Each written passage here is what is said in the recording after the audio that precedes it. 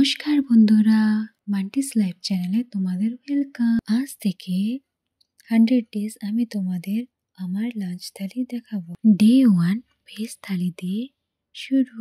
এই থেকে আজকে তোমাদের আমি পনিরটা কিভাবে রান্না করেছি দেখাবো।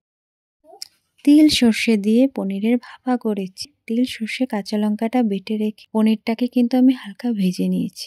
আমাদের ঘরে সবাই ভাজা পনির ভালোবাসে, সেই জন্য তোমাদের ইচ্ছে হলে না ভেজেও বানাতে পারো। পনির ভাজাটাতে প্রথমে বাটা মশলা, হলুদ গুঁড়ো, লঙ্কা গুঁড়ো, অল্প কাঁচা সর্ষের তেল, নুন, মিষ্টি, ধনেপাতা, কিছু চেরা কাঁচা লঙ্কা আর আমি অল্প বয়েল করে মটরশুঁটিও দিয়েছি। সব দিয়ে ভালো করে মেখে জলও দিয়ে দিতে হবে। আমি কিন্তু ভাপাটা রাইস কুকারের মধ্যে একটা টিফিন বাটি বসিয়ে করেছি। তোমাদের ইচ্ছে হলে তোমরা কড়াইতেও করতে পারো। মিনিমাম 10-15 মিনিটের মতো লাগবে। এইরকম সুন্দর সুন্দর রেসিপি দেখার জন্য আর নতুন নতুন থালি দেখার জন্য প্লিজ আমার চ্যানেলটাকে সাবস্ক্রাইব করো। তারপর রাইস কুকারের ঢাকনাটা খুলে কিছু সময় রেখে ঠান্ডা হয়ে গেলে বাটিটা বের করে নিলে রেডি টেস্টি টেস্টি পনির ভাপা। দেখো অ্যানা টেস্ট করে কি বলছে।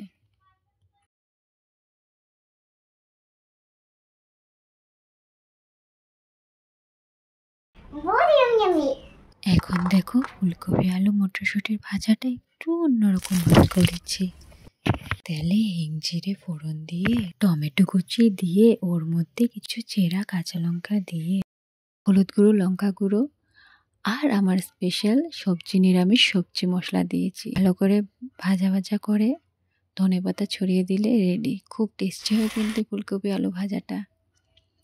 আমার লাঞ্চ থালি রেডি। আজকের থালিতে আছে ডাল, ফুলকপি আলু ভাজা, কয়েক টুকরো আলু চিপস, পনির একটা আর আছে ঝিঙের বড়া। ঝিঙের বড়া রেসিপিটা কিন্তু আমার চ্যানেলে আছে, তোমরা দেখে নিও। Please like, share and subscribe. ধন্যবাদ সবাইকে। Bye bye.